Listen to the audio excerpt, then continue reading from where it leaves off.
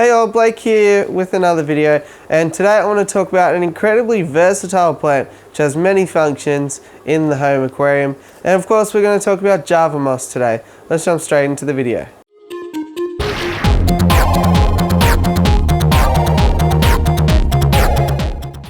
So to get started, Java moss is from Southeast Asia, which means they come from a tropical climate, so we're going to want to keep them in heated tanks.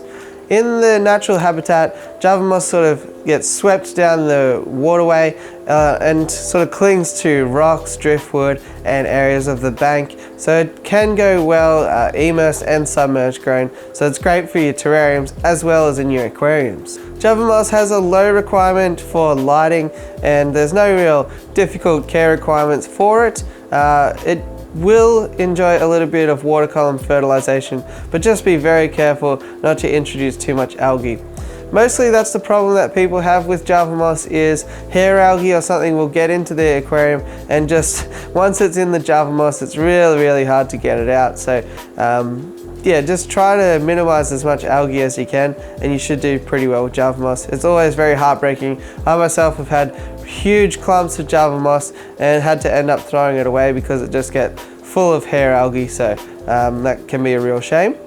Similar to how Anubias and Javafang grow by a rhizome, mosses like Java moss, they grow through rhizoids, which is a similar thing. Basically, what you want to do is not bury it in the substrate, and it's easier to attach to things like driftwood and rocks. You can do this easily by hot gluing, super gluing, tying with fishing line, tying with cotton thread. There's many other ways to attach Java moss to items within your aquarium. There are pros and cons to each way, so research that, or I talk about it in other videos, in particular my Anubias care guide. Java moss has a really great function in the aquarium for spawning. A lot of your egg scattering fish, things like tetras, CPDs, rasboras, and even barbs, they will love to spray their eggs all over the Java moss. So a technique that a lot of people use is actually placing marbles as the underlayer and then Java moss on top inside a container. The fish go over to that area, spawn, put all their eggs around, the eggs fall through the marbles so that they can't be eaten. Another way you can do it is also as a makeshift spawning mop. So you could just basically place it around the aquarium. If you float it up to the top, you might have a lot more success with things like your rainbow fish, your killifish and other spawning mop breeders as well. So it's super functional for egg collection, and a lot of fish will spawn within Java moss. Along that topic, this awesome product from Pisces Australia, which they have kindly given to me, it can be really handy in that aspect. So this is a floating moss ball.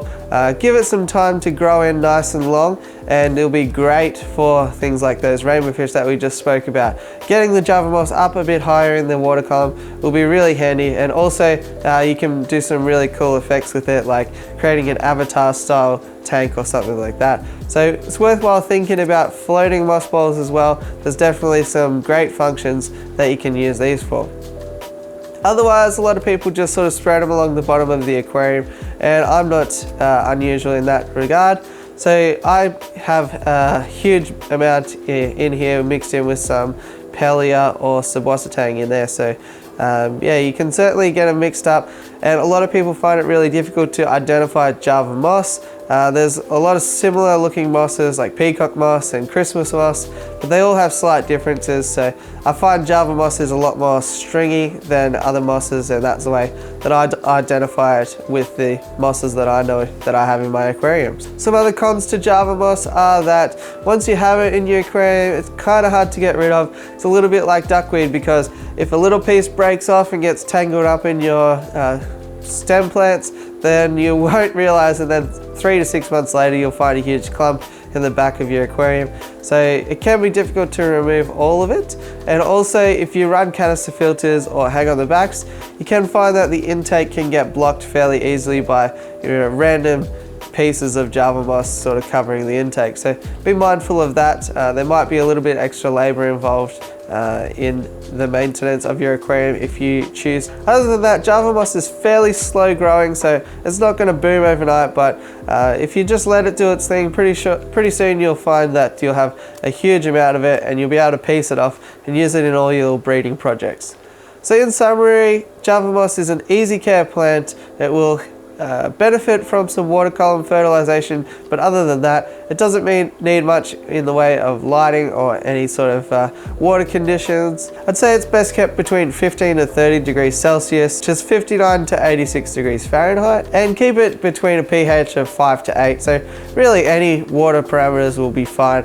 It's a super hardy plant, so just be mindful of that hair algae and you should be pretty fine with Java moss. So all the best with it. If you're going to use it for breeding purposes, I wish you good luck. And you can't go wrong with Java moss. I think it's a fantastic addition to the home aquarium. It'll make your aquascapes look super seamless, and it's just a good time. Hopefully you liked this video. Hopefully you found it to be insightful. If you did, it always helps me out to smash like, hit subscribe, and all that fun stuff. Other than that, I'll catch you on the next one. Thanks for watching.